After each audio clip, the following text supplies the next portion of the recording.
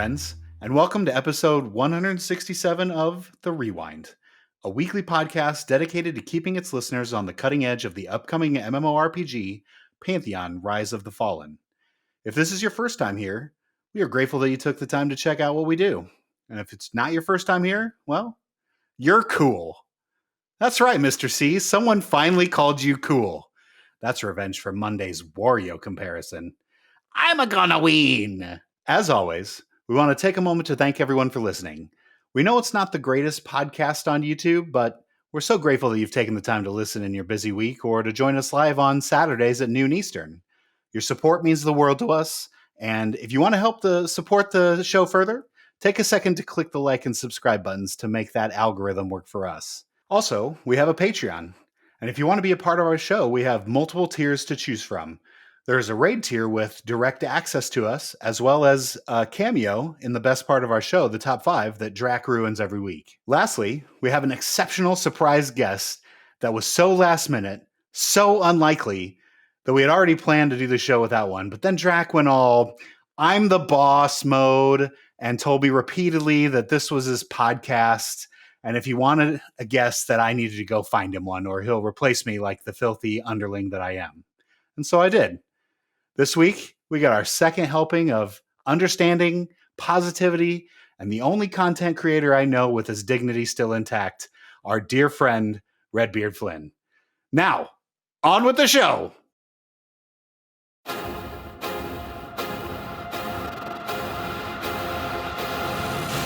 In the shadow of the verdant depths, Ziplox led the party through an overgrown tunnel, his keen dark mirror senses attuned to every movement. Behind him, Grogu, the human warrior, tightened his grip on his sword, ready for battle. The group's mission, to retrieve an ancient relic stolen by a cave troll. Screech the Scar Bard slithered forward, his voice hissing melodies of inspiration to bolster the party. "Stay sharp, the beast is near," he whispered. Beside him, Anton Duviditis, the Darkmere shaman, traced a glowing glyph in the air, calling upon the water spirits for protection. Meanwhile, Annoying Llama, the ever-mischievous monk, toyed with a pebble, ready to hurl it at a troll. Suddenly, the ground rumbled. From the darkness emerged the hulking troll, its breath foul with decay. Churro Dude, the gnome summoner, conjured an earthen elemental, commanding it to hold the beast's attention, while Grogu, the human warrior, charged in with a battle cry. Ziplox darted around the troll, slashing it with swift precision, while Anton released a wave of restorative energy. Together, they overwhelmed the troll. With the final strike at Grogu's blade, the beast fell, leaving a path of the relic clear. All right, Draq. This week, like I said in the opening there, we've got our friend RedBeardFlynn. Red, you can come out of your cage now. Welcome to the show. Thank you for letting me out of the cage. It was dark and scary. I'm really excited that I didn't have to fire you this week. Well, I appreciate that. I really enjoy your threats and you not beating me, so that's good. What did I agree to? Once you're family, you never get out. That's right. That's exactly right. Well, Red, I know you've been listening because I saw you in the chat last week. So we always start this out with getting to know our friends here a little better. So the questions that I ask are going to be really ambiguous, and you can give whatever answer you want. And if it's, you related or world related or whatever the case may be, is whatever answer is 100% acceptable. So there's no right way or wrong way to answer my questions. Now, Draq, on the other hand, his are real boring and to the point. So those will be the easy ones. But mine are thought provoking and exciting for the listener. And let's get this started. So what made you want to start creating gaming content? Pretty much, I wanted to sell my new brunchly. It's a small snack pack that you can eat in between raids. No, I started making. Did you get sponsored? Is that what this is? No. So I started creating content. What made me want to start creating gaming content was was essentially watching Carnage create gaming content. And at the time when I was, I don't know, this is like 2019, 2020-ish, something like that. And I was just like, it was just finding entertainment. And I found a lot of entertainment in Carnage. And I was like, oh, this is really cool. And then one thing led to another, leading to streaming and leading to YouTube, to content creation. And I just found it as self-expression in a lot of ways, a way to connect with things that I was passionate about. Oh, and Brunchly. Not to be confused with Lunchly. Yeah, two very different things. This is something Totally for different. your brunch. It's for you and your loved one that are brunching together. It can be anyone. It can be your bro. It can be your wife or husband or whoever. It can be exactly anybody. And it's definitely not healthy.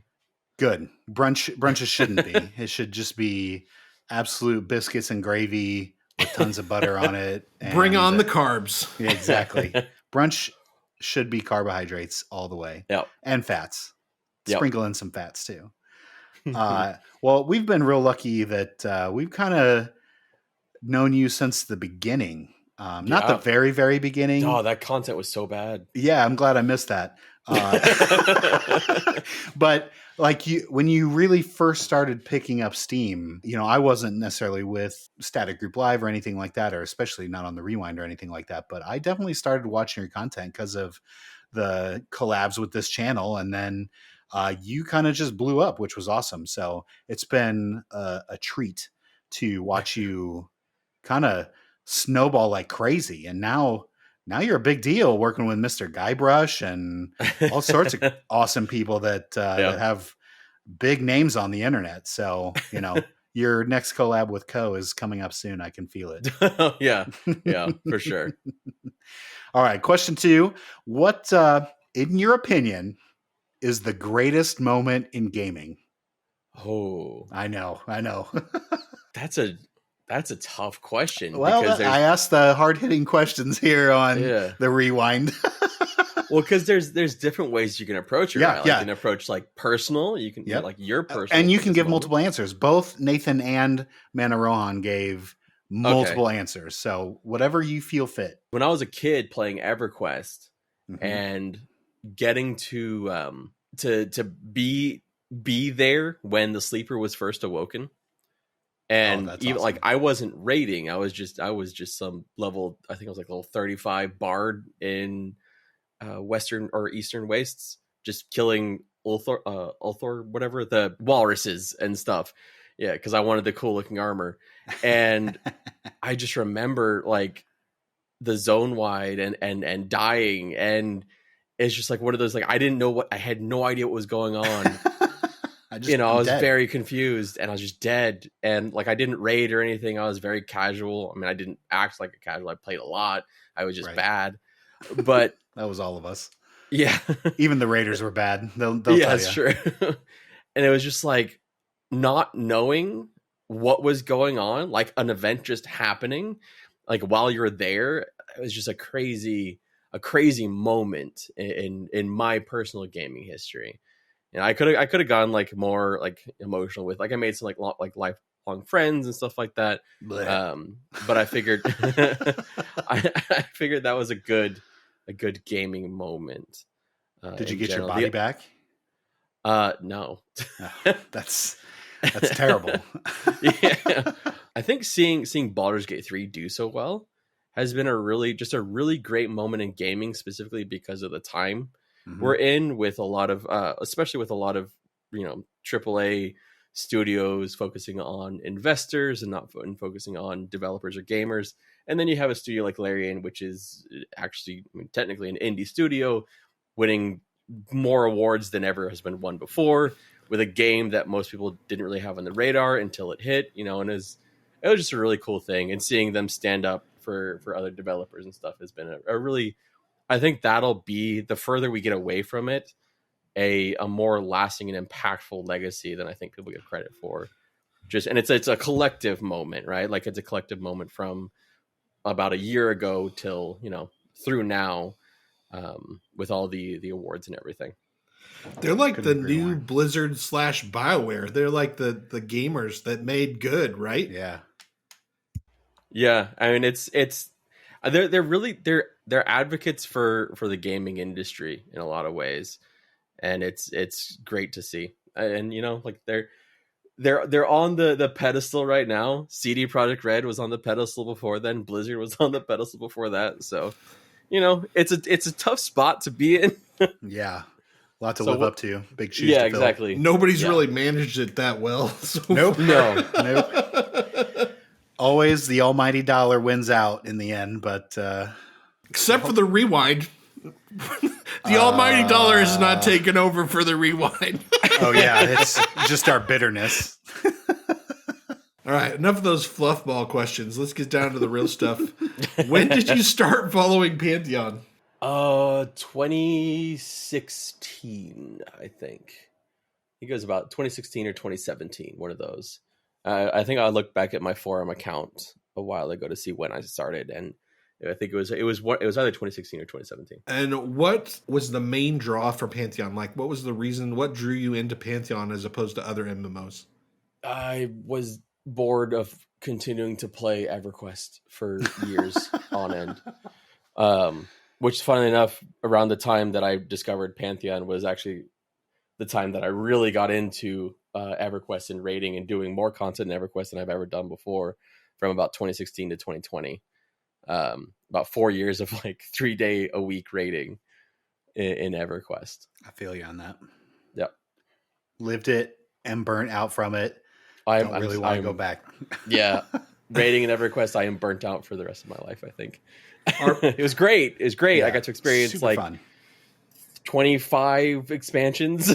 So, Yeah, exactly. Yeah. It was totally fun.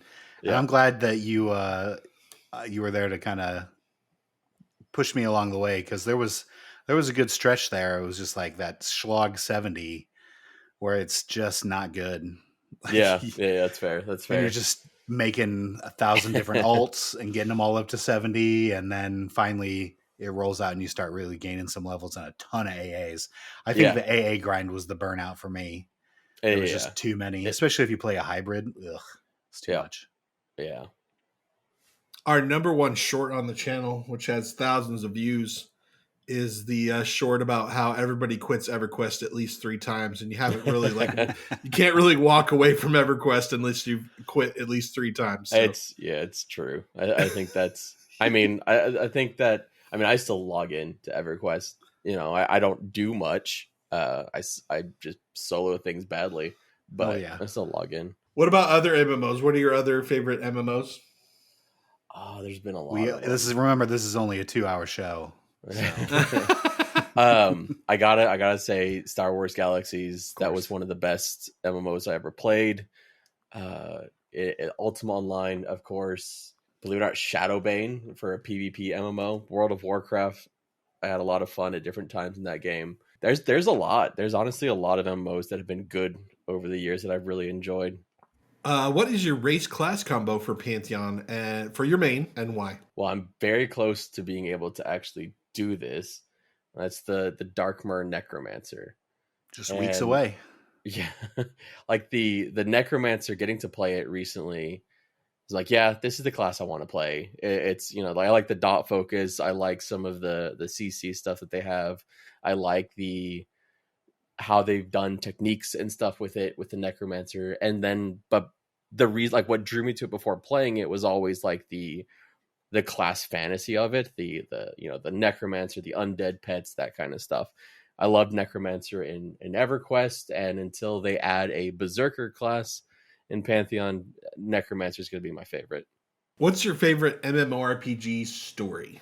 My favorite story has to be meeting a friend that would eventually be in my wedding, and meeting him in EverQuest because he was making bandit armor, and I was begging for help, and he gave me bandit armor, and I didn't have money to pay him. So there's a troll NPC in Nariak that drops an item that's useless, but it's called the Happy Love Bracers. And they're these green bracers. And like at the time, right? Like there's not really green plate in EverQuest. So it was like a kind of a unique in some ways appearance item. So I gave him that instead, and it became a lifelong like thing, like so far lifelong anyway. Where we always talk about the happy love bracers from that one troll NPC, and that was just like a random meeting in an MMORPG in like 2006 on the first EverQuest progression server, and he's become a lifelong friend. He's my longest friend I've had the longest now. Back to fluff questions from me, I guess. Draq, thanks for calling my questions fluff. I think they're wonderfully thought out questions. Super and fluff. Not boring like yours. All right. So if you were stuck on a desert island with one game for the rest of your life, no internet, what would it be? I think I heard this question on last week's episode, and I believe Man of Rohan's answer was Minecraft. Was that right? Satisfactory. Oh, Satisfactory. Okay. So I mean, I think like the game that's coming to mind is actually probably a game I haven't really played much, but RuneScape seems like a good idea. Okay. Because there's just it's a game. Thinking. Yeah, there's a game where there's a lot of stuff you can do in that game. Because I was originally thinking like, oh, you know, like a Minecraft, even though I haven't really played Minecraft, Enshrouded, some other kind of survival craft game. But I mean, people have been playing RuneScape for 20 years, so that makes sense. And as much as I love EverQuest, it is very much you do the same exact thing. Yeah. Whereas RuneScape, maybe I could do, you know, crafting, and then I get bored of that, so I do combat. You know, like there's a lot more you can do. What is something about you that your community might not know about you? I'd say about 25% of the community knows that I write books. Mm-hmm. I actually own your books. Thank you very much for that. I appreciate it. It was an Amazon Prime Day, and I got them super cheap, so I was like, let's give them a shot. That's fair. I didn't say I read them. I just said I own them. Hey, look, it's the money still counts, okay? Exactly. It's just I guess a fun fact. I've been tattooed 20-something times. Wow. Yeah, it's multiple. I don't have 20-something tattoos, just multiple sessions. And I got my first tattoo at 18. Well, you'd be shocked to know that Draq has 7 tattoos. Do you really? No, I do not.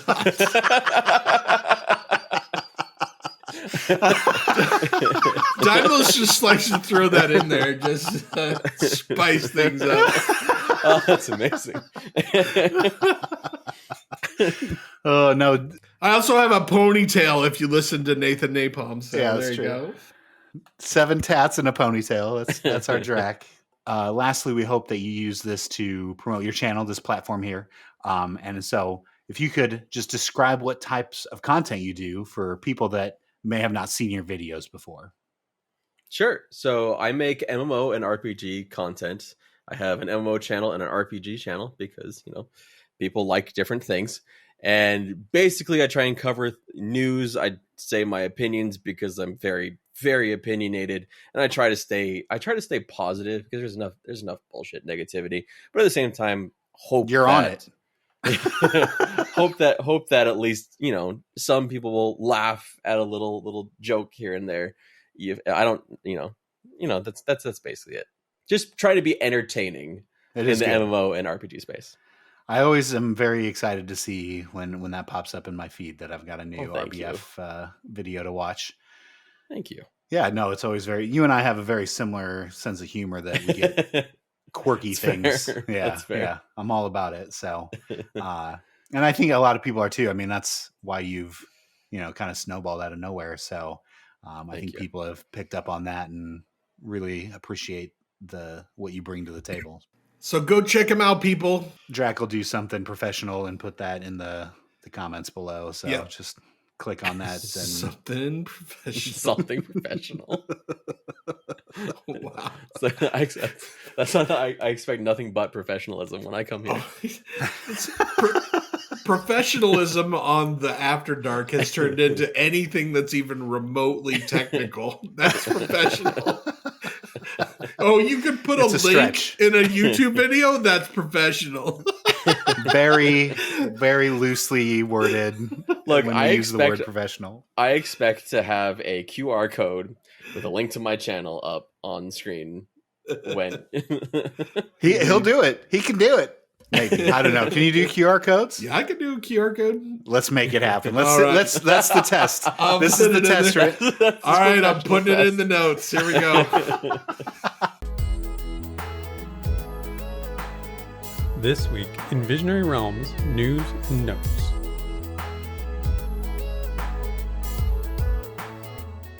All right, so we had some VR content this week. Very exciting. We had a Totally giant... missed it. Never saw any advertisements for it, or didn't know any of the streamers that were on it. None of the streamers. Wow. We had a giant content creator stream with our very own RedBeardFlynn, Lotu, Orin and Kylaris, and Fire and Savanya from VR, and they all played necromancers in Helner's Cave. Yeah, imagine that. It's like we had a thought about what guests to bring on based on content that had happened. It's shocking. It's just shocking. Well, how do you think that went? Did you enjoy Halnir's or Halnir? Chaos. It was so much fun, but it was chaos. Yeah, it was great. So many pets. There's no tanking. No way to deal with Ravage because you can't move the mobs because you're using pets. It was great. It's a lot of fun. Like we did better than I thought, to be honest. You guys did better than we did, because we did that exact stream except with summoners instead of necromancers, and we didn't even make it past the entrance. So, well, we had Orin somehow tanking, and then we were trying to heal. I don't know. Well, we also had out of group heals at times. Yeah, I would like to give a shout out to Too Tired to Care or Too Tired to Heal, as he is in game, because he was the real MVP of that stream. He was healing that skeleton from like 20% health to full, like, constantly. There was a point where like I was almost dead, and I went back to full health, and I think Lotu was like, "Wow, like the healing really worked." And I was like, "Nah, that was I just got shaman heals." He bailed us out too. Our first time when we were grouping and when we were doing that 3-day weekend extravaganza, he helped out with us with that too. That was good. So he's very kind. Well, really, he just likes to watch noobs burn. I think is really that's really fair. His main goal is to watch people die. So I guess thank you. Yeah. There was a lot of death. Yeah, a fair amount of death. Yeah, that Ravage is real nasty if you don't know either that it's coming or you know how to handle it. I mean, especially with well, it doesn't matter if you got a tank, it gets ramped up. So like even if it's a gray Ravager, it'll still take you out. It doesn't matter what you're wearing for armor. Because when we first went in there that weekend, I was still in cloth armor as a paladin, and it was easier to tank than when we went back 2 levels later. Yeah, and I was in chain armor. It was crazy. I could not believe how much more difficult that was. It still took us a little bit to get there. Stuns are your friend, really, when it comes down to it. Hey, I wanted to use fear. No one would let me use fear, but I wanted to fear things. Did you? Do Necros get the Mez by 15? Yeah, we couldn't afford it. So okay, this is the thing that a lot of people I think missed. We were given an allowance. We weren't told what spells to buy. And so like half of us like got our gold, and then we start like I think it was like one gold that we got or something like that to buy all of our spells. That's and so we start because you have to buy like previous iterations for some of them too. Yeah. And so we start buying our spells, and then we realize after and then after Fire's like, okay, so make sure you buy these spells, and we're like we already bought them. Why'd you give us money without telling us the list? And so like I think the main spells we were supposed to get was like the Mez and the heals, and I think all of us actually end up getting the heal, the transfer life. That's good. But I think like 2 of us got the Mez. Utility. What do you need with utility for? Right? I mean, I had an undead root instead of the Mez, so I'm sure that was super helpful. But it was a lot. It was so much fun. getting to do that, and like the other part of it is none of us had really played Necromancer. That was our first time playing Necromancer. None Like of us knew what we were doing, how we were doing it. We were just thrown against the wall. I mean, that's what made the good content, right?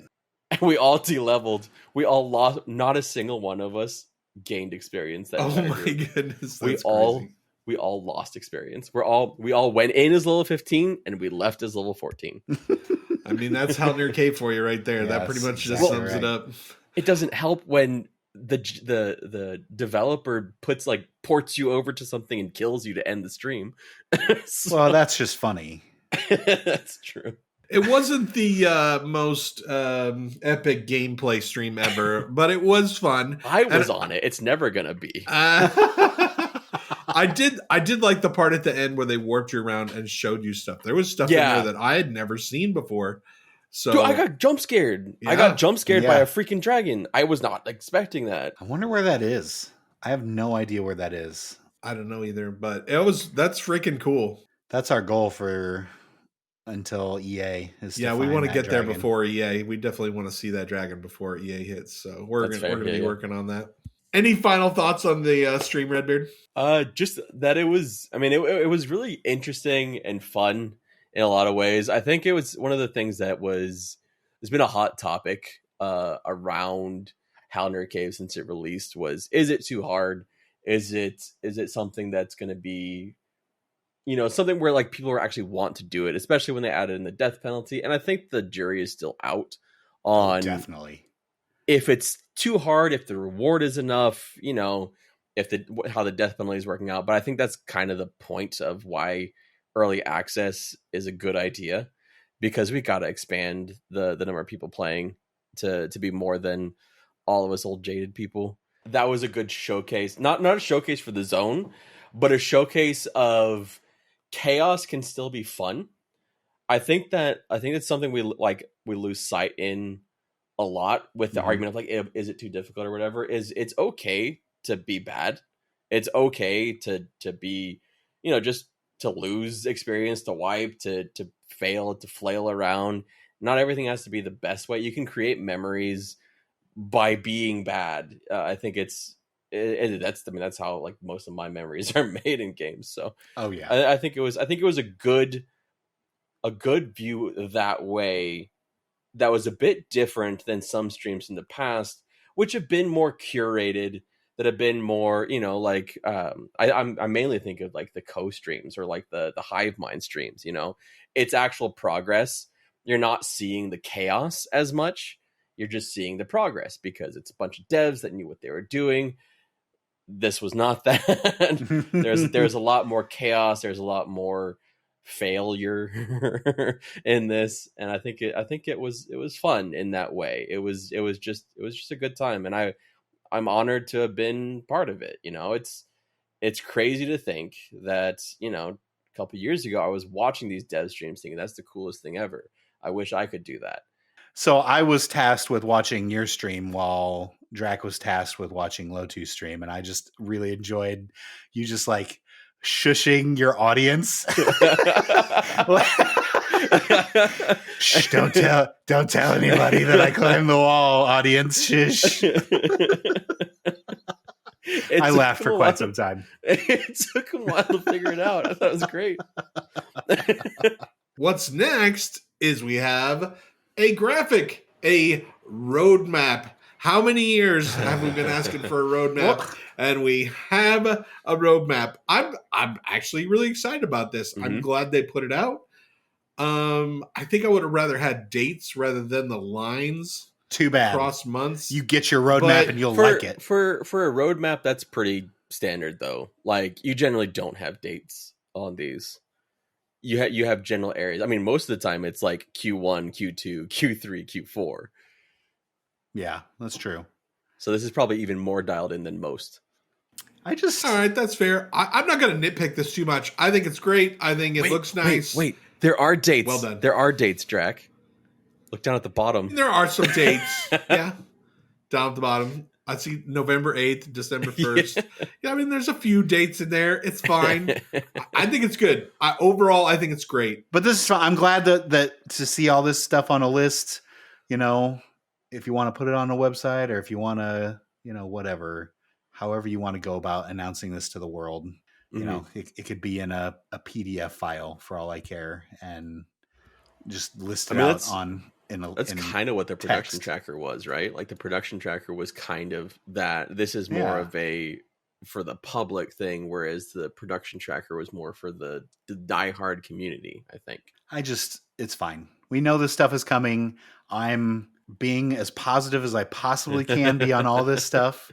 And I'm hopeful, just so hopeful, that we have enough time to squash as many bugs as possible. I see that all of December is bug squashing. So that means like all these zones have to be in there for us to be able to bug squash them and, cheat the system as much as we can and break the game as much as we can before we open this game up to the world. I'm very nervous, Redbeard. This whole roadmap has me very nervous. Like and I know they're feeling the crunch, right? But like, I just don't think there's enough time to get something as quality as we want it to the mass that are going to come in as soon as EA hits. You keep saying mass. What are your expectations for what happens on? Let's just say let me December, not say mass. December let me not 32nd. say mass. December 32nd. let me not even put a number on it. Yeah, I'm just talking about new people. It could be 3 new people. I don't want the 3 new people, to see a game that is in development. Fuck you, Redbeard. Please keep that in as well. Yeah, absolutely. I think there could be a bunch of people. I listened to 2 MMO podcasts. I listened to the Massively OP podcast, and I listened to the MMO Bomb podcast. Both of those podcasts I listened to. Both of them were talking about how they were excited for EA, and they were excited for, quote, the launch of Pantheon. I understand that they completely butchered it and they got it all wrong, but they were both in, and they're both wanting to try it, and they're both promoting it. So I think it could be a lot of people that are actually interested in this game. So I guess like my biggest thing is there's nothing stopping anyone from playing it on November 8th. If they can, you can buy a $50 pledge and play it on November 8th. Right. So like it's going to be like, I'm always obviously worried about like them going overboard in marketing, which I really hope they don't, because they don't need to market it. It needs to be organic. Not at all. Just let it organically happen. Like when I say don't market, I'm not saying don't do, like the stream that we did with the Necromancer stream, that's technically marketing. It was on their Visionary Realms channel. That's technically marketing. Yeah. And like MMORPG.com did a thing on it. That's technically marketing, but it's organic marketing, right? It's not like sending out, all like tons of press releases, or the biggest thing that I would really hate to see is like go to Massively OP and see on their banners like an ad. I do not want to see any ads for Pantheon for early access, right? So here's the biggest question that they have been toying with and they have not said no on. Do you think it should be on Steam? Absolutely. Think so? Yeah. Why not? Put it on Steam. You already had PAX Day is on a lot stream. of miserable people there that there's miserable are more people miserable everywhere. than us. Yeah. We're more miserable than us. Like people are going to review bomb it. It's fine. It's whatever. That's how gaming is now. Like, but there are also people that play it and they would only play it on Steam. Like honestly, like, and apart from anything else, if you're going to be using the term early access, you really need to be on Steam. Like that is the reason. I think that's the reason they used it. Yeah. I mean, that is a good point. Steam if we're going to use Epic, because Epic uses early access too, right? Yeah, if we're going to use the Steam version of early access, then I guess we should be on Steam. Yeah, that does make sense. It is an ecosystem that is more familiar with the term early access than anything else. So it's probably the place where you're going to get negative reviews, but at the same time, I play this game and I enjoy myself. I play a lot of MMOs that I don't enjoy. I'm not worried about the public perception to this game because I enjoy the game. If I didn't enjoy the game, I'd be more worried. But I personally enjoy this game. So I'm not worried about it in that way. The game is fun. Yeah, I feel like that's why like for a long time I was pushing with VR to drop the NDA, because like you have to just get rid of the NDA, because it's like you're so scared of this negativity that you're not allowing the positivity.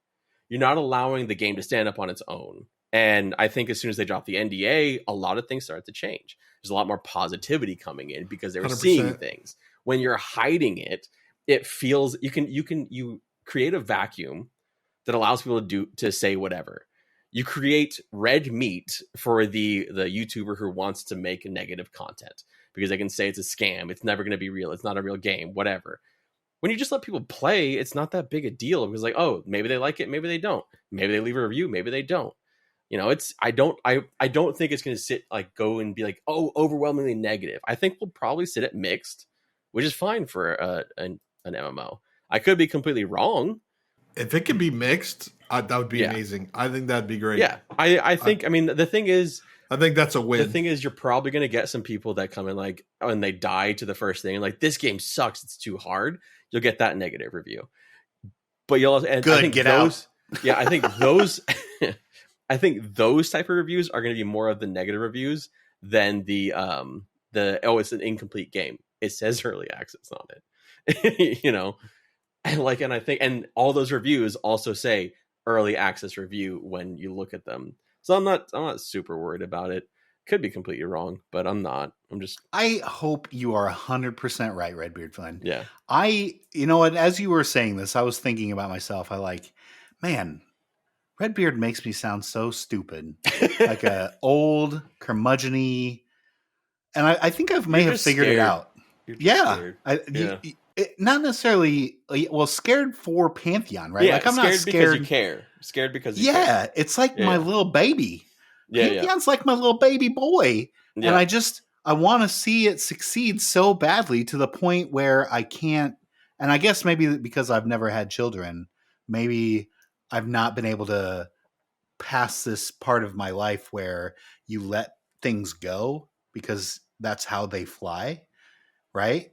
And so maybe I just don't have that experience in my life to be able to let other people enjoy it because I'm so selfish and I want it to be as perfect as possible. And then finally, and I know that it's never going to be perfect. Like 10 years down the road, if it's still going, it's still not going to be perfect. No. But I don't want people to come in and then have to listen to people bitch about, oh, we got wiped after a week because someone found a backpack that was 80 slots and only sold for a silver, and now we had to wipe, and there go my 15 hours that I put in. Like, I don't want to. I can't. My heart can't handle it, Redbeard. I think it's happened. Like, it's the whole when this is happening, I think, is what makes me less concerned. It's happening at a time where the game is it's shaping up. I mean, if you've been watching the streams from Joppa, you've seen the VFX, you've seen the new playable models, it's looking great. You've seen the armor. It looks like visually, it looks so much better than it did before, and it'll have plenty of content. It already has plenty of content for the first couple of weeks for anyone, so it's like there's enough to go through in the beginning, so you're not going to get slammed with there's no content within the first week. You know, especially how they tune the XP. Like they've had periods where like the XP's been super slow. So if they tune it back, it's gonna take you a while to get to some levels. Yeah. But but beyond that, there's other factors for it, right? So you have a lot of games that are going into early access. MMOs going into early access this year, which I think we talked about last time I was on. One of them's launching on the day after the election. They were originally launching on the election, and they're like, "Oh wait, that's a bad idea." Terrible It's the idea. day after. So Brighter Shores is going to be in early access. That's going to be on Steam. PAX Day is on Steam. That's early access. I don't think Core Punk is going to be on Steam. I'm not sure, but that's also early access. And then you have like what has become the giant shadow for MMO development, and that's coming in just like a week and a half, 2 weeks. Asher Creation is going to be going to Alpha 2. So there's going to be a lot of attention elsewhere on other games, and there's going to be a lot of in development games. And then you had a big MMO launch, or a quote unquote big MMO launch for an MMO that took 12 years to make and is made by a AAA studio and is doing okay. But it's, I'll leave it at that. So I think the time frame when this is launching is probably a really good one. If this was launching in 2021, I think it'd be really bad. So I think the market was hungrier for an MMO at that time. That's how New World hit almost 1 million. Lost Ark hit 1.4 million.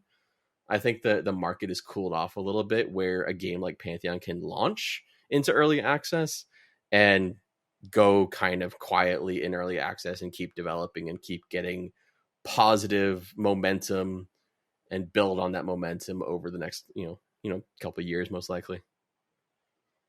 Right. And Joppa's talked a little bit about that, and we've talked about it before, but and I just have to get into that mindset, right? This isn't a AAA release. This isn't going to be not a AAA release in just graphics or polish. Or marketing or polish or any of that stuff. It's also not going to be a AAA release. Right? We're not going to have the Amazon moment where we launch to 1 million people. It's not going to be that way. And that on the inside makes me sad. That's what we want. But also, I think that there's no way that they're going to be able to be successful doing that. And I think they're smart to do it. It makes me sad on the inside, but this is how they have to do it. They, as you said, they have to release it small. They have to be organic. They have to be grassroots. They have to grow this thing over time. And then in 2 to 5 years, they're going to be the MMO that everybody's talking about, that we've been playing that whole time, and that is the new cool kid on the block. It's gonna be it's gonna always be a smaller player base, and I think in part that's because the MMO space has shrunk a little bit. It's contracted a little bit. It's funny because I think the game that's going to grow the MMO space are going to be games like Evercraft Online, because it appeals to an audience that may have never played an MMO before. Whereas this is appealing to an audience that has played MMOs before, and it's trying to bring people back into the space, not necessarily bring new people in. Not that it won't bring some new people in. Obviously, there's Lotu as a person that's new to the space. I'm my friend Bibianski. Who, if I can give a shout out to him, because he's a fantastic. Give us the link and we'll put it in we'll do He's, that professional thing again. And sure, maybe not QR code professional. Come on, you're the guest. You get that special treatment. But maybe you get put in the comments below. But he's completely new to MMOs, and he loved Pantheon. He really enjoyed Pantheon. He really enjoyed Evercraft Online. So I think that it's a gameplay loop that can appeal to a broader audience, but it has to build up over time and take a while. Redbeard, you're so good. I was on I just love your words.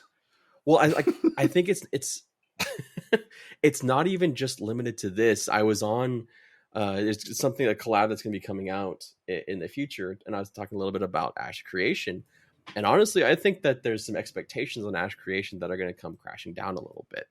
Because I think that the expectation is it's going to be WoW, and I don't think any game that is always on PvP could ever be WoW, just because it's a small. It doesn't mean it can't be successful though, and I think that's the key. It doesn't mean it can't have a thriving population, but if you're aiming at WoW, that was a mistake that MMOs made for 10 years, and we can't go back to trying to make that same mistake again. You don't need 1 million players to be successful. You just need a player base that sustains the game, and that's it. If I could have 10,000 players, I would take it. I think Pantheon should aim for EverQuest numbers right now. I think that's fair. EverQuest is 90K players. I think that's a fair for release, not early access, for release. Yeah. Aiming at that, I think, is a good idea. You have 90,000 people at release. You settle maybe 30 to 40. And you build from there. I think that would, if they did that, that would be amazing and would blow me away. I mean, I would be incredibly impressed with that. It'd be one of the most successful indie MMOs ever. So. Hey, Joppa, you get me so excited about classes and abilities. When you say you're someone, I'll come and friends for me. Hey, Joppa, I hope your words were pure gold. My broken heart is my fault, so now I carry around an extra shaker of salt.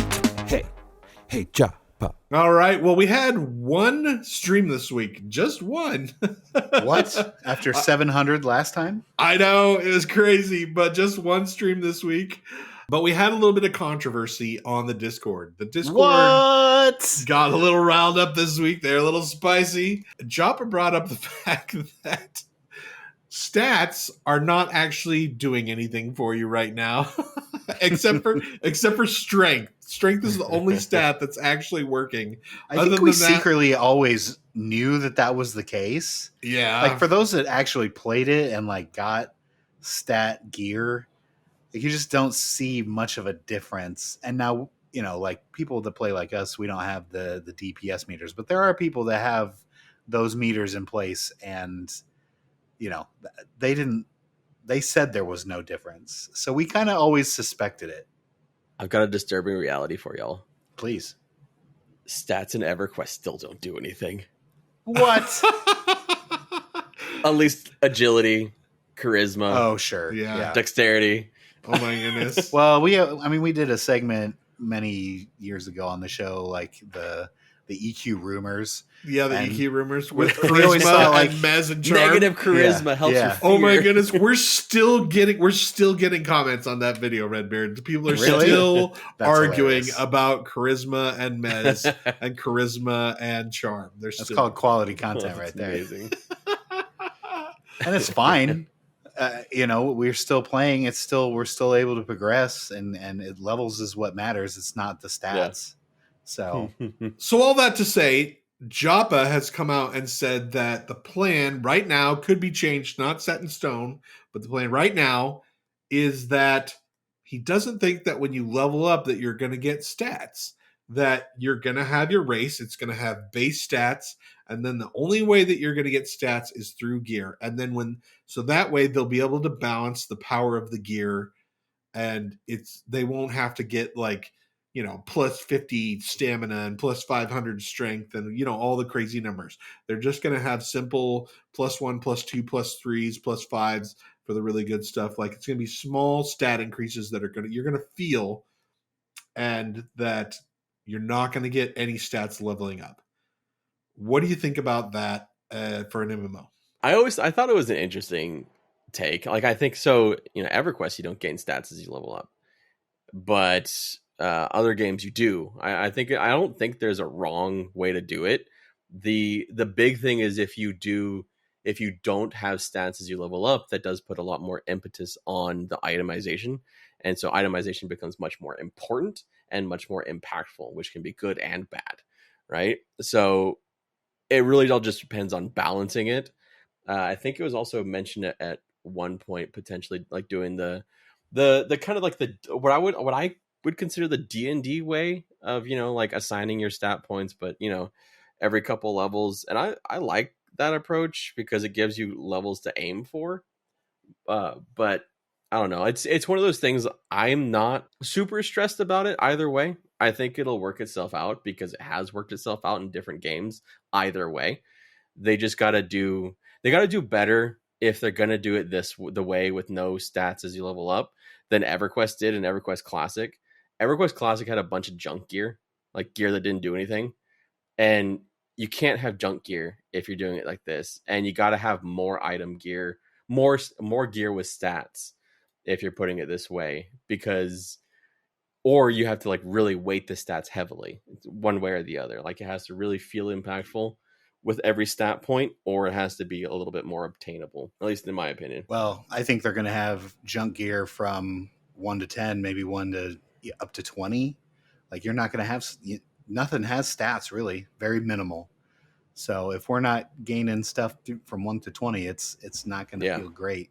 But I mean, like I was talking about before, when we were in Halnir and I was tanking in cloth, like it was easier to tank in cloth at lower level than it was in, like, that's just, we got to figure all this stuff out before we can put stats on gears, right? Like it has to balance itself out. Well, and that's I think part of the issue. Well, like especially if you don't do stats as you level up, part of the issue becomes certain classes can benefit more than others, right? So a tank this may be one of the weird times where a tank actually is benefiting more from leveling up than it's someone else, or a caster with a mana pool is gaining more from leveling up than a caster that doesn't have a mana pool, right? Because the things that are going to be going up are going to be HP and they're going to be mana.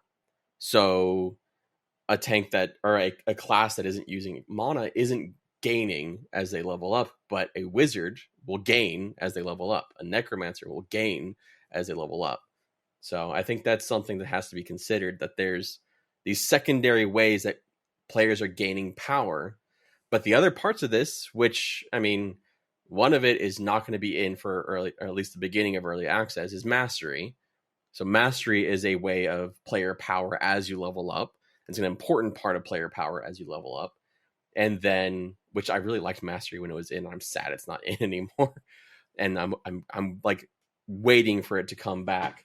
But then, and then the other one is just obviously abilities, right? Abilities, as you replace abilities, they get stronger. So you are getting stronger as you level. So there is some vertical progression, whether you have stats or not. And then gear is more horizontal progression in that way. It's vertical and horizontal. Do you think this messes with racial starting, like the races that you start with? Because different races are going to start with different base stats. Does that mean that does that make Ogre that much of a better pick, since we're not gaining stats as we level up, so it doesn't dilute the Ogre's starting strength? Definitely. It's going to be, it's going to be an interesting thing. I mean, like the one, like it was cool having different starting stats for in EverQuest, right? But the downside to that meant you could not get a group as a gnome warrior at the beginning of EverQuest. Yeah. People would literally be like, nope, not grouping with you, get out. Yeah, it's like your stats were too low, you didn't have the frontal stun immunity. Yeah, like, so I mean that's the downside, but then at the same time it's like, oh yeah, but it's still cool. I think there just needs some kind of ways to balance it out a little bit. Be interesting. It'll be interesting to see how it's implemented and what it does. I know that they wanted to make stats have a higher balance from this, right? Yeah, I feel like they're slowly creeping into modern MMO think, which is fine. But like, we started out with like, this is going to be a super hardcore game, and we're never going to, we're going to have a massive death penalty, and we're going to have dragon corpses. All items are going to be tradable. And we're not going to put any no drop items in, and we're not going to restrict anybody from using anything. And it's just going to be open season. But they're not, they're really curbing that, right? They're curbing that mentality and going to a more structured kind of modern MMO feel. I've got two macro thoughts on this, right? So when you're doing any kind of project, any kind of long-term project, having absolutes is the death of a project. Yeah. So I can, like, the only thing I can compare it to is when I was writing books, right? So when I was writing my first book, I was like, it's going to be a historical fiction. This is what it's going to be. It's an alternative history, historical fiction. And then I started writing it. I hated it. Like, this is terrible. Like, I tried and I just kept trying to force it. And then years later, the roots of that are still there. The bones of it are still there, but that's not what it is. When you're for any kind of long-term project, you have to be at least somewhat flexible. You have to have some core ideas and core ideals to ground your project, but you have to be flexible to move on some things. The other side of that, the macro idea of this is talking about this game in, it's not this hardcore, not that hardcore. It's comparing it to the beginning of a project and the current state of the project. It's not comparing the project to other things. So you talk about death penalty. What game currently has a death penalty that is harsher than what's currently in game in Pantheon right now? P99. That's about it. And Ultima Online, a game that was made in 1997. There you go. That's the other one. Yep. EverQuest right now on progression servers has a less penalizing death penalty than Pantheon. I mean, you lose more experience on EverQuest, right? But you don't lose anything else. You don't have item drops, and you get your reses can be 97%. Plus, on a progression server, you just drink a pot, and then you caught back up. 5 minutes. So that's what I'm talking about, right? So like if you're comparing the beginning of the project to now, you're going to be comparing with an ideal versus reality, instead of comparing it to what is the actual current market, right? So what are the other things in the same space? What other games currently exist right now? Because you're chasing an ideal versus chasing a reality. So it's like, okay, well, this game has no death penalty. Well, Pantheon is way harsher than that. It's hardcore compared to that. Okay, well, Pantheon doesn't have a 20% death penalty. So now it's not hardcore. Do you see what I mean? Yeah. Like if you're comparing it to that beginning versus the actual current reality of how gaming is, which is why at times I try and advocate against this, like we have to make it the most hardcore game ever. It already kind of is. It already kind of is more hardcore than most games, if not all current MMOs out there. Like there's a lot of like the games that are currently in the market. It is more group focused.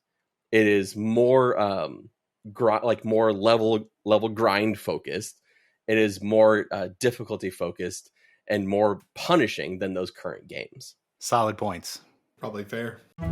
The Pantheon community is full of cool projects, new people, and things that are just worth sharing.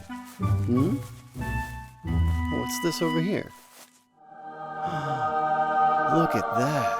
So let's see what we can find in this week's Community Spotlight. The RedBeardFlynn Awards. That's not what they're called. Am I up? Not what they're called at all. If I'm up, am I up for a Flynn Bee? Am I up for a Flynn Bee? Can I win? Not anymore. RedBeard, why don't you tell us about what's going on with your awards? Tell us. All right, so you can vote for Draq and Dymlos at the Scuffed Game Awards. Scuffed Game Awards. Yes, the Scuffed Game Awards. So this is the second annual Scuffed Game Awards. Last year was the first one. My co-host, Mr. Guybrush, and I run a 100% fan-voted award show because I wanted to make an award show that actually had some focus on MMORPGs because there's not really a lot of focus on that. And also one that really focused on giving games the time to be celebrated instead of a bunch of commercials. So it's the Scuffed Game Awards. It'll be on December 7th. Nominations are currently open. You can go nominate in a bunch of categories from MMOs to content creators. You can nominate Static Group Live for one of the categories currently. Vote Draq and vote often, people.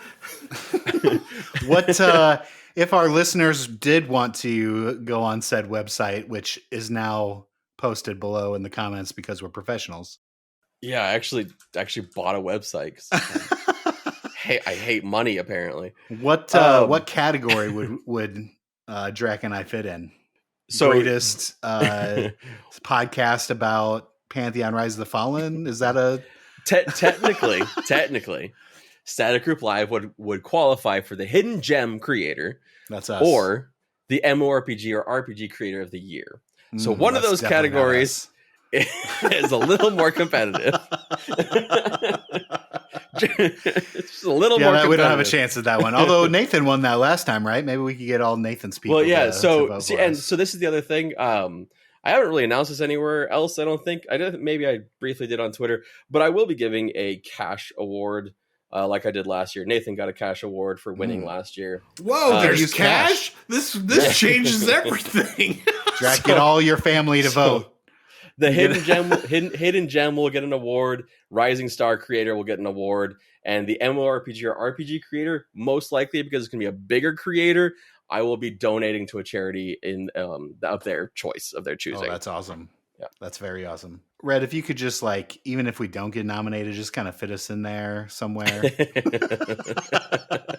We're absolutely in to do a presentation. So just let us know what to do and we'll. Yeah, perfect. I'll get the award, which one it will be. I mean, if it's the one we're up for, that's perfect. Because then we'll just change We'll it. just announce ourselves. We are not beyond announcing ourselves. And number one for MMORPG Content Creator of the Year. A surprise, Static Group.live. Want to make sure. We might just do it for whatever category we get anyway. MMO of the year, Static Group Live. Static Group Live. Oh, look at that. We did And it. it's a We clean did it, Jack. We're sweep the by greatest Static Group MMO. Live. Well, go out and vote for us, people. We need your vote because I need money. This feels like a conflict of interest. From the SGL Action News Desk, this is MMO News, featuring your anchors, Draq and Dymlos. All right, so we had a little bit of gaming news that just had to be said. It was like last week when Nathan wanted to talk about Hills and Tribes / Throne and Liberty. You know, things happen and we need to talk about it. So this week, PC Gamer put out their annual top 100 PC games of all time. And they base it off of several things. You can go in the link below because we're professionals and look at how they do that. Playability, its quality, is the game hot right now? And all that factors into different parts of the category. And so I just wanted to go over a couple of these. You know, the oldest game at number 10 is Doom, like the original Doom from 1993. So like that gives you an idea of what is there. And it's only PC games, so no, like nothing. I played that game when it came out, FYI. Yeah, we all did. And that's how they described it too. This is the first person shooter. There's still nothing better than the original. And it could be nostalgia, but you know, it is what it is. Doom was great and they keep releasing it over and over again. It has 1,000 different releases. So that's where we're at. But I just ultimately wanted to bring this up for number 9. Redbeard's like favorite game of all time. Which is Stardew Valley. You were the only one on this show that has played this game because I've certainly not, and Draq never will.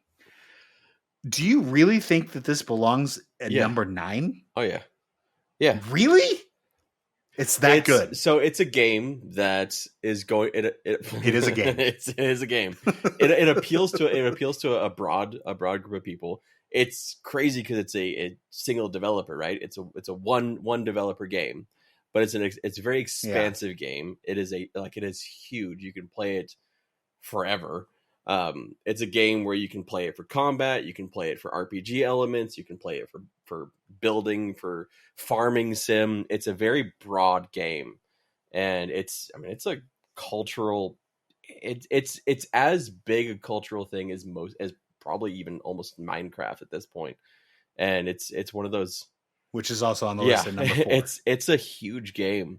And it's one of those games like, I mean, I was hesitant to play it at first.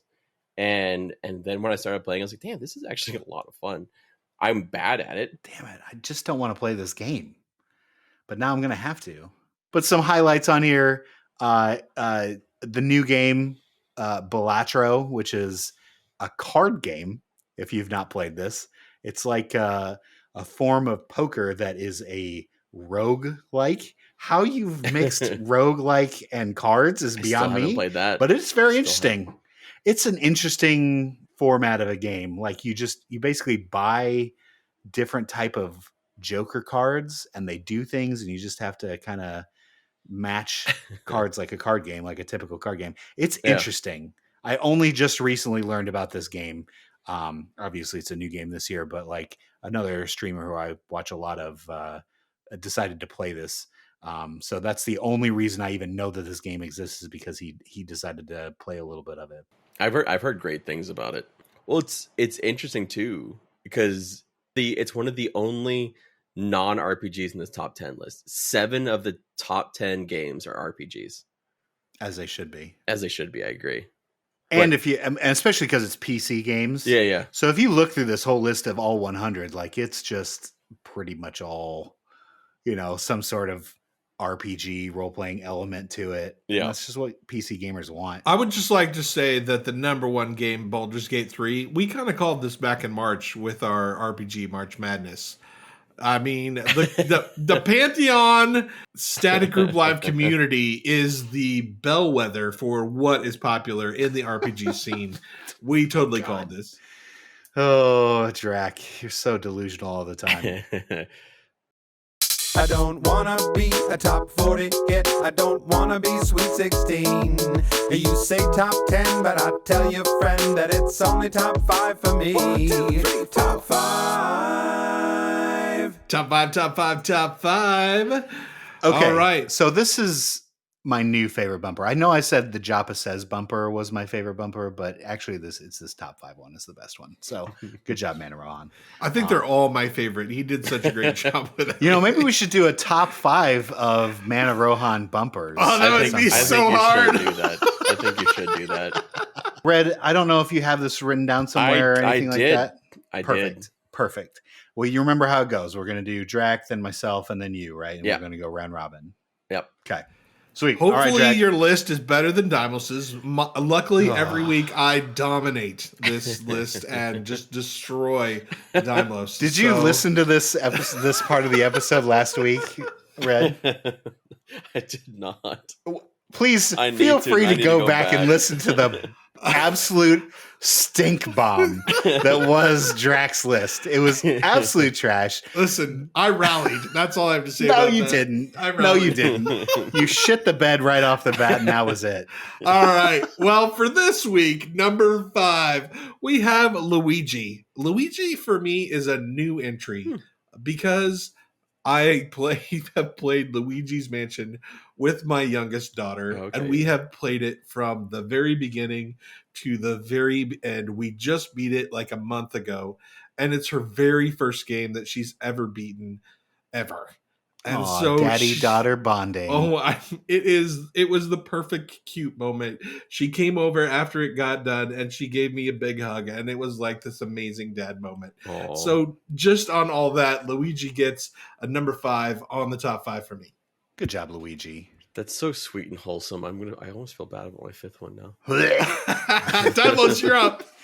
Well, for a Dymlos list to be a Dymlos list, there's got to be a bad guy on here, and so just my absolute favorite bad guy in all of the Nintendo characters, Mario-esque sort of characters, is King Boo. I love King Boo. He's hilarious. Certainly better than Bowser. I've got a King Boo nightlight behind me. I know we don't have cameras on, but he's just been iconically one of the characters for me that I really enjoy and always appreciate when he makes a rare appearance in a game. So love the Boos, especially love King Boo. So number 5, the king of Boos. So you actually set me up really well for my 5th one. Wonderful. Because my 5th one is actually a bad guy, but I think it's actually a collection of villains, and I think they're the most dastardly villains of all of Nintendo. Oh. It's their lawyers.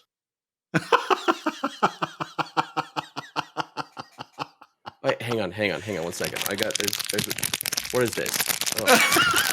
Oh, it's a cease and desist. Oh, I mean, we could just skip to number 4. That's fantastic. It's hilarious. I'm going to go with Samus for number 4. I am a huge Metroid fan. I don't talk a lot about Metroid, but I was an early Metroid fan. I beat the first Metroid. I had a lot of super fun with it. I like Metroid. I like Samus. Number 4, Epic. It's a good pick. You can't go wrong with Samus. Metroid's a great game. Not my cup of tea. But there've been a bunch of them. So, and we've got another one coming out here real soon. So it's exciting times in the Metroid universe. Dymlos, number 4. Well, for me, this is very much a Homer pick. If you listen Homer pick alert. Yep. If you listen to last week's episode, I mentioned Earthbound as number 3 for as far as composers of music. And so right as rain, here he is, number 4, my boy Ness. I love me some Ness. Dressed up as Ness on Halloween. Play Ness in the original Smash Brothers 64. Just love the you game. You mean Earthbound. lost his Ness in the original Super Smash Brothers? Okay, got it. You're so... Why do you make everything miserable, Draq? Anyway, yes, I lost to Draq a lot in Super Smash Brothers. Like, a lot. All right, Redbeard, number 4. Okay, so first, because you mentioned that about music, it sparked the memory. Draq, you had Pokemon song in your list last week. Yes. Not a composer. Yep. And not the actual game music. Mm-hmm. You had the Be the Very anime. Best Pokemon song. Yeah. God, I remember it now. Yeah. It's close enough. Oh, no, wow. not even It's a video game. It's really not. This is, and he tells me that these types of lists beat my list. There's no way. Oh, This is the last time any of Dymlos' friends get to come on. my number 4 is the one and only the Link. Link is my number 4. I actually didn't play much Zelda growing up, but I watched my brother play a lot of Zelda. I have very very fond memories of watching my brother play Ocarina of Time, and so the best one. Yeah, like it's one of those, like, I appreciate Link from afar because I never really got to play those games, but I have childhood memories of Link with my brother. Good one, really good one. Should be on most everyone's list. I wonder whose list it's not on. Link is a dweeb. Whatever. Draq, number 3. Number 3, Toad. Not that I've ever actually played Toad in any Nintendo game ever. Never played Toad. I never played Toad. But Toad is the character that I use for Mario Kart. Well, that's a Nintendo game. And I dominate some fools and some children, all my children, in Mario Kart. Like, I'm the dad that is no mercy. Like, I get on and I'm all like, red shell everybody. Like, I don't care if I flapped you 4 times. I'm dominating. So, Yep. Toad, number 3, awesome. I mean, we play to win the game, so it's super important. Dymlos, number 3. Oh, this was a little bit of I didn't know if I could put this character on my list, but because it's not necessarily a Nintendo branded character, but I went and looked at other people's lists and he was definitely on there. And there were other characters that I wanted to put on there that were not necessarily an original IP of Nintendo, but are considered Nintendo characters. You know, I guess if they make a Smash Brothers game, you know, I guess that counts, right? So for me, number 3, Simon Mama effing Belmont. Hell yeah. Castlevania, baby. Love me some Simon Belmont for so many reasons. And not just the Castlevania games, but the Castlevania anime that's on Netflix. I know that's not Simon Belmont, but it's still a part of the Belmont family and in the Castlevania series. That series is so ridiculously impactful on my childhood, on my adult life, on everything. And the lore behind it all is so wonderful. They have just done a great job with this, and Simon is the king of the castle when it comes to that. So number 3, Simon Belmont. I got to give you a little tip of the hat here. I think Simon Belmont would definitely be an honorable mention for me. Well, thank you, Draq. Can I mention one that's not on my list, but that would have been? Yeah, honorable mentions are allowed at any time. Honorable mention would have been Mega Man. So I looked it up, and Mega Man is technically not Nintendo, but also technically Nintendo. I felt the same way about Simon Belmont, right? Like he's yeah. So I was like, I probably shouldn't put them on here. So, but Mega Man would definitely be on there. Mega Man was huge for my childhood. But my number 3 is one of the original badasses, and that is Samus. Heck yeah. There you go, Draq. Redemption for your number 4 pick. Exactly. What are you going to do now? You're torn. You can't say bad things about RedBeardFlynn, so you got nothing. I mean, Draq, so far your list is good. I love Luigi's Mansion. Like, he's not going to make a top 5 for me on that game, but like that's a solid character. We'll see where your number 2 and 1 go, but so far I'm okay because Toad was one of my favorites to play in Mario 2, which is my favorite Mario. So he had the ability to pick up stuff without being hindered. If you pick stuff up with all the other characters, they either can't jump as far or they get slowed down in a way. But Toad was the beefcake. He was the muscle. So I'm all about that. So good pick so far. Let's see what your number 2 is. Goomba! Love Goomba. Wow! Just like that, Draq. You go in and ruin the list. Listen, you got to pick some bad guys. I get to pick a bad guy. He's just the bad guy that always gets trounced. There's like different versions of him everywhere. He is the classic Mario bad guy, and he walks into walls and has no idea what's going on. But that kind of just like you, just kind of reminds me of me. So I think he's perfect. Goomba, number 2. Fair. It's amazing. That's ridiculous, but fair. Dymlos, number 2. With your second Homer pick. I mean, but it's still a great character, and it's not like it's not one of the greatest franchises that ever came out of Nintendo. So big that it doesn't even it's not even run by Nintendo anymore. It's run by Game Freak. So number 2, Pikachu, Pokemon. What a great, beautiful system. One of the greatest RPGs ever made. I don't care what anybody says. I love Pokemon. I have to catch them all every damn time. Every year I got to catch them all. They put out a new ones. There's over 1,000 Pokemon out now, and I got to catch them all every time. So it's great.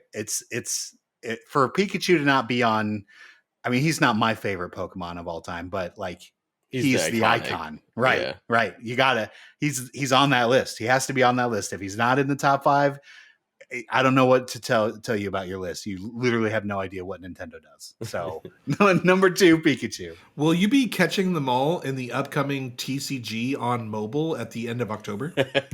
You're damn right I will. Draq and I will be playing Pokemon Pocket, which is free to buy all the cards. It is free to play. You can open packs just, very slowly. So I invite you all to come play very slimmed down version of the Pokemon trading card game. And already Pokemon the card game is very small and easy to learn. They scale it even further down. So it's going to be a lot of fun. Games are supposed to only last 5 minutes. It's perfect for your mobile, right? You pop in. It sounds fun, honestly. It's going to be a blast. And it's starting small. There's only like 250 cards. Most of them are repeats because they've got like different art on them, and you can get the like Crown Royal stuff. And yeah, go check it out. Pokemon Pocket. It's going to be a lot of fun. So yeah, number 2, not at all sponsored. I can't wait to play it. Number 2, Pikachu. Redbeard, number 2. I just like the whole time you're talking about Pikachu, I'm just like remembering the sadness of that one moment in the anime that everybody knows exactly what I'm talking about with the rain and just like it just still hurts. That's a great pick. That was a great pick. Thank you. But my number 2 pick also has an iconic sound. It is not Pikachu, but it's an iconic sound. And that would be none other than the Green Giant, or not so giant, Yoshi. Definitely a great pick. This would be very much an honorable mention for me.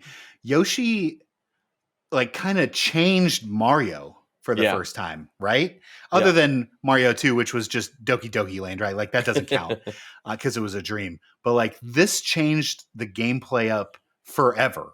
Right. Yeah. And he got his own line. He was in Smash Brothers. Like he's a big deal. So no, I'm all about Yoshi. This is a great pick. So many great Nintendo games. Damn. This is a non-spicy week, everybody. I'm sorry, guys. I can't like poo-poo on these lists like I like to, because Nintendo's great. I'm a Nintendo fanboy. I will own every Nintendo system from now till the end of time. So I'm not gonna hate on any of these lists other than Goomba. Whoa. Speaking of Goomba, Draq, number 1. Number 1 has to be Fox McCloud. Of course I'm going to pick Fox because for 3 years I dominated, and I mean dominated, the so-called best Super Smash Brothers player in Nebraska, Dymlos. I came in, studied hard. I was the very best and kicked his butt all over the place. He was so irritated at me. So sad. So Fox McCloud. Just to give you some background, Red. When I brought my 64 to college, I smoked everybody in campus, and I was good. Like I was not just our little pool of friends good. Like I'm talking about, I dominated many people with Ness because people didn't understand Ness at all.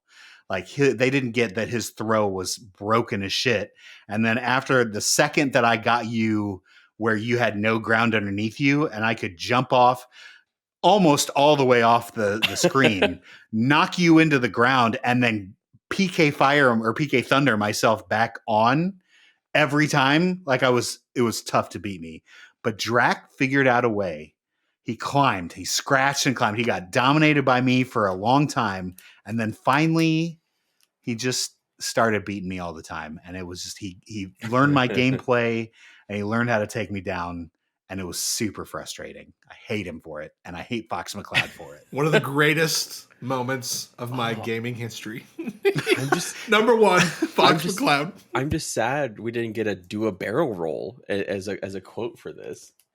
I mean, we can still plug that in. I'm sure I don't Draq even will Do go. a barrel roll. I barely played the actual game. He doesn't where even Fox know McCloud- Star That Fox. makes, I oh, don't that even- makes me so I fat. didn't Oh, even that makes me play so that. sad. It's just based on Smash, It's- beating me in Smash Brothers It alone. is. is It's his only pick. just based on No. dominating Dymlos and Smash Brothers.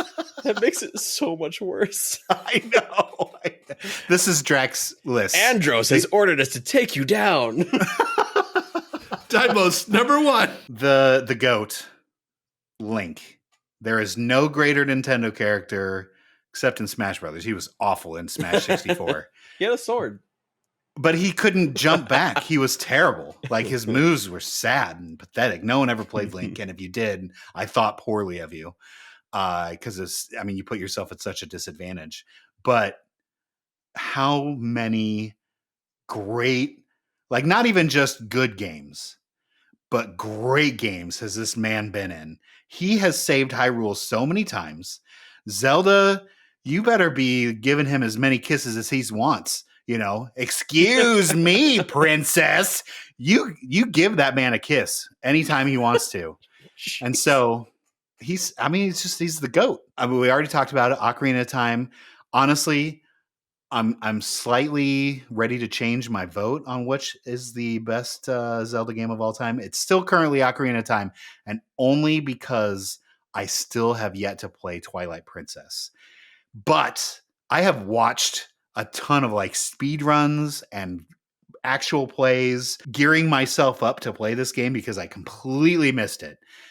I'm not great at them. Anything that wasn't on the Game Boy and the 64, I was not super great at. I don't have that coordination, or I didn't want to put in the time to learn it. But after watching all this and how dark it is and how great the story is and all the characters and the bad guys, I think even without playing it, I want to say that Twilight Princess is my new favorite Zelda game of all time. But still, just because I haven't yet, I'm still going to be reserved and say that Ocarina of Time is still the best Zelda game of all time. My number one was kind of decided the moment I saw what this list was. Yeah, I felt the same way. I'm sure Draq did too, but all for all the wrong reasons. Oh, yeah. Yeah. Oh, yeah. Because it's really I saw Drax number one. I was like, oh, that's a good one. That's a good one. And then I heard the reason. Like, that's not a good one anymore. Because you want to dominate your best friend? Yeah. Thanks, Draq. Thanks. My number one has to be It's a Mario. It's a me, a Mario. He's the true GOAT, let's be honest. I love Link, but it's Mario, right? He's... Nintendo is Mario. Yeah. Without Mario, there was no Nintendo. Yeah. So, Did you guys watch the real life Saturday morning cartoons? Of course. Those were so great. I watched the real life movie. Yeah, that too, with John Leguizamo. Oh, Yes. yeah. So good. So good. I love that. It had nothing to do with the game, and it was terrible. Was so weird. Plot was terrible. The characters were bad. There's the lizard with the little head. Yeah. It just had nothing to do with the game. I didn't care. It was called the Mario Brothers movie, and I was all about vaguely it. looked like the All Mario about it. Brothers. Vaguely. Plus, They had slightly dark red and dark green uniforms. I also, at the time, liked John Leguizamo, too, so I was glad to see same. his acting career take off with this. So even though it bombed like crazy, don't care. Still would watch it to this day and have no problems getting through the whole thing, even if how cheesy it is. Great pick. Great pick. All right, Dymlos. Well, our Patreons have worked really hard to curate their own lists, and you are on a roll with the niceness and generosity this week. So let's tell everybody what you love about our Patreons picks this week. First off, the things I love about our Patreons is that they're our Patreons. So of course I love them. I want them to know that each week when I get to poo-poo on their list, that it makes me feel good. So thank you for allowing my self-esteem balloon to blow up while yours gets deflated by your terrible picks. But this week, there's not a terrible pick amongst them. There might be a little quirky pick, but they're all good. So we'll start off with our friend Zip. Great rundown. Fox, Pikachu, Link, Donkey Kong, Mario. You can't beat that. Well, that's really all of Smash Brothers, right? Like he probably just has only played Smash Brothers. He's probably never played any of these games like Draq. Still a great list. Screech, specifically Bowser's is number 5, but not like the video game Bowser. It's the specific Peaches singing by Jack Black Bowser. That specific Bowser is his number 5. Peaches. Oh, such a great song too. Number 4, Ash Ketchum. Again, if you don't got Pokemon on your list, it's not a real list. Kirby, great pick. This one I actually had to look up Hestu because I didn't really play a huge amount of Breath of the Wild, but he is some odd maraca playing plant that guides you at some point in Breath of the Wild. Red, did you play Breath of the Wild at all? Not long enough. Not long enough to see the character. I wonder, I don't know if he had anything to do with the Deku seeds, or I was the same. Like I actually picked it up, came with my Nintendo because I was all about it. But again, not skilled enough to play these types of games. Like and it takes me a long time to figure it out. So I gave it up. I ended up even selling it. Don't tell anybody. But yeah, so S2, the maraca playing plant thing from Breath of the Wild, number 2. And then his number 1, Link. Yeah, you just can't go wrong, right? That's a good one. So Llama, one, not of the meta pick, but we got Yoshi. Oh, speaking of meta, it's Meta Knight. I didn't even plan for that to happen. For those that don't know who Meta Knight is, this is like Kirby's Vegeta, as I like to put it. I'm just gonna say Llama's top 5 are goated. I mean, it's a pretty good list. He always comes to the table with these lists, and I learned something new. This time I didn't because I knew who all these characters were. But yeah, so Meta Knight was Kirby's enemy. It still kind of is Kirby's enemy from time to time, but there have been several games in the Kirby series where you can either play as Meta Knight or he teams up with Kirby to save Dreamland. So it's kind of it gives me the Vegeta feel as far as if Kirby was Goku, Meta Knight is Vegeta. So anyway, Yoshi, great pick. Meta Knight, Mario, GOAT. Link, also GOAT. But number 1, Zelda. That's great. So obviously Llama is loving life right now that a Zelda game has been released in 30 years. The first in 30 years. I've heard it's great too. Like I've heard it's really, really good. I mean, it's certainly innovative, right? Like you are capturing things along the way. It's very like what gamers are going to now with the kind of doing your own thing and plotting your own path. They're really moving away from the specific Zelda game, right? And it's funny that it's Zelda's first game in 30 years is not a Zelda game.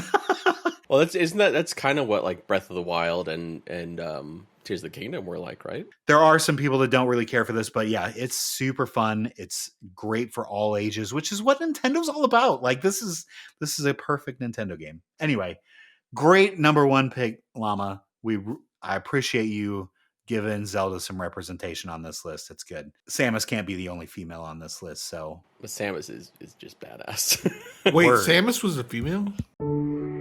Before you leave, we've one final word. Before you've forgotten all that you've heard, there is a moment evergreen. Stay here a while and listen to me. All right. We have reached that sad moment where we must once again say goodbye to Redbeard Flynn. What? No, Red, don't leave us. No. They've already left. Screw you then, Red. Get out. Just kidding. It's always a pleasure having you on here. We really appreciate you taking the time. I know you're a busy man, and I know this was last minute, so I'm super thankful that you were able to do it. But it was also very relevant, with you just doing the stream with the devs and, us needing a good talking off the ledge again. I'm your Pantheon therapist. You are. And I feel, once again, both shows, I feel better about this. Like, now that we've kind of talked through my pain about why I want Pantheon to be perfect, I do feel like I'm going to be able to let Pantheon go a little bit.